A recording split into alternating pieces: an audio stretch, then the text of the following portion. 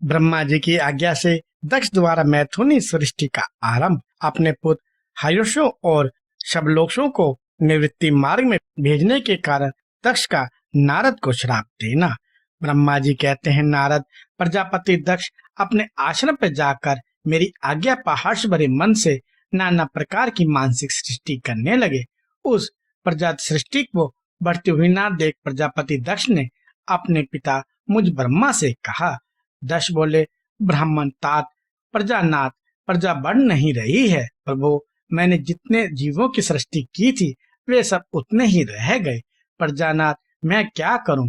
जिस उपाय से ये जीव अपने आप बढ़ने लगे वह मुझे बताइए, तदनुसार मैं प्रजा की सृष्टि करूंगा, इसमें संशय नहीं है। ब्रह्मा जी ने मैंने कहा, तात प्रजापति दक्ष, मेरी उत्तम बात सुनो और उसके अनुसार कार्य करो। सुश्रेष्ठ भगवान शिव तुम्हारा कल्याण करेंगे।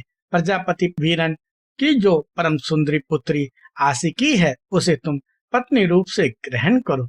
स्त्री के साथ मैथुन धर्म का आश्रय ले तुम पुनः इस प्रजाशक को बढ़ाओ। आशिकी जैसी कामनी के गर्भ से तुम बहुत सी संतान उत्पन्न कर सकोगे। तदंतर मैथुन धर्म से प्रजा की उत्पत्ति करने के उद्देश्य से प्रजापति दक्ष ने मेरी आज्ञा के अनुसार वीरन प्रजापति की पुत्री के साथ विवाह किया। अपनी पत्नी वीरनी के गर्भ से प्रजापति दक्ष ने 10,000 पुत्र उत्पन्न किए जो हर्ष कहलाए। मुने वे सबके सब पुत्र समान धर्म का आचरण करने वाले हुए। पिता की भक्ति में तत्पर रहकर वे सदा वैदिक मार्ग पर ही चलते थे।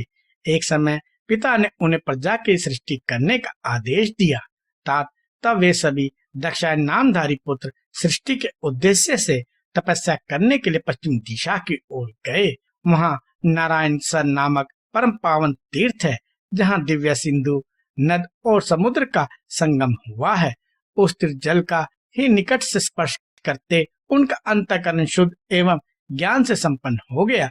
उनकी आंतरिक मल शुद्धि हो गई और वे परम संस धर्म में स्थित हो गए। दक्ष के वे सभी पुत्र पिता के आदेश में बंधे हुए थे, अतः मन को स्थिर करके प्रजा की वृद्धि के लिए वहां तप करने लगे। वे सभी सत्पुरुषों में श्रेष्ठ थे।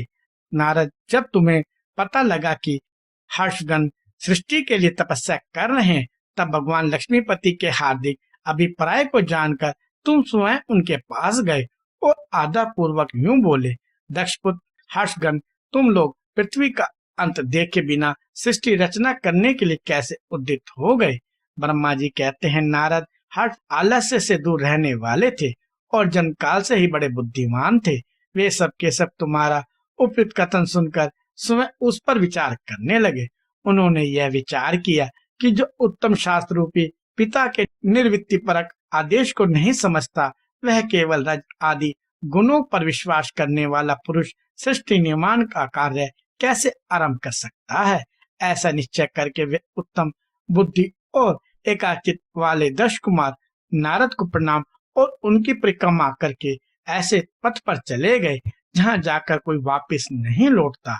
नारद, तुम भगवान शंकर के मन हो और मुने तुम समस्त लोकों में अकेले विचरा करते हो।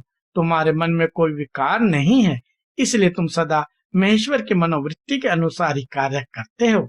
जब बहुत समय बीत गया तब मेरे पुत्र प्रजापति दक्ष को यह पता लगा कि मेरे सभी पुत्र नारद से शिक्षा पाकर नष्ट हो गए, मेरे हाथ से निकल गए। इससे उन्हें बड़ा दुख हुआ। वे बार बार कहने लगे, उत्तम संतानों का पिता होना शोक का ही स्थान है, क्योंकि श्रेष्ठ पुत्रों के बिछुड़ जाने से पिता को बड़ा कष्ट होता है। शिव की माया से मोहित होने से दक्ष को पुत्र वियोग के कारण बहुत शोक होने लगा। तब मैंने आकर अपने बेटे दक्ष को बड़े प्रेम से समझाया और सांत्वना दी।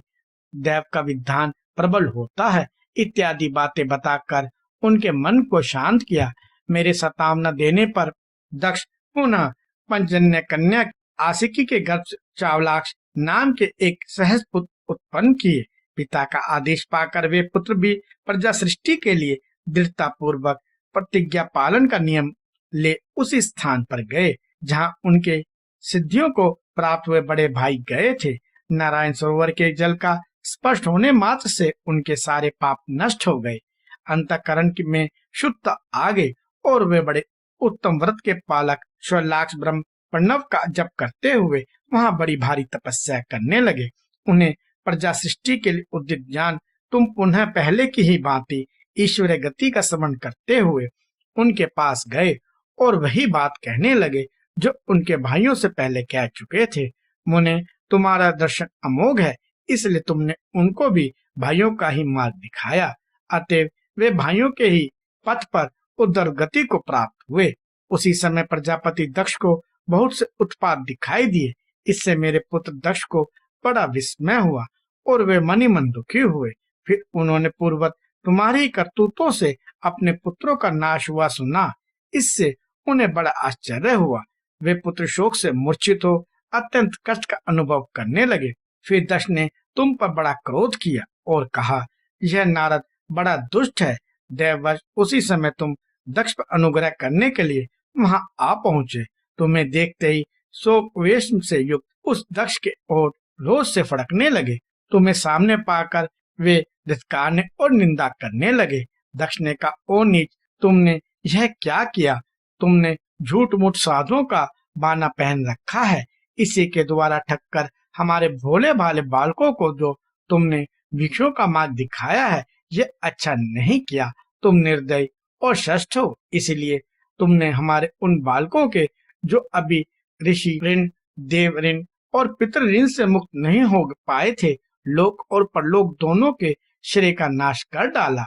जो पुरुष इन तीनों ऋणों को उतारे बिना ही मोक्ष इच्छा मन में लिए माता पिता को त्याग कर घर से निकल जाता है, सन्यासी हो जाता है, वह अधोगति को प्राप्त होता है। तुम निर्दय और बड़े निर्लज्ज हो, बच्चों की बुद्धि में भेद पैदा करने वाले हो और अपने सुयश को स्वयं ही नष्ट कर रहे हो।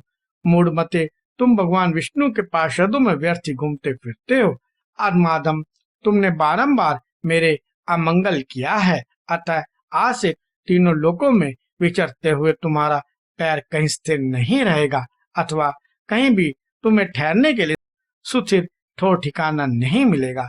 नारद, यद्यपि तुम साधु पुरुषों द्वारा सम्मानित हो, तथापि उस समय दक्ष ने शोकवश तुम्हें वैसा श्राप दे दिया। वे ईश्वर की इच्छा को नहीं समझ सके। शिव की माया ने उन्हें अत्यंत मोहित कर दिया था। मुने, तुमने उस श्राप को चुपचाप ग्रहण कर लिया और अपने चित्त में विकार नहीं आने दिया। यही ब्रह्म भाव है। ईश्वर कोटि के महापुरुष स्वयं श्राप को मिटा देने में समर्थ होने पर भी उसे सह लेते हैं।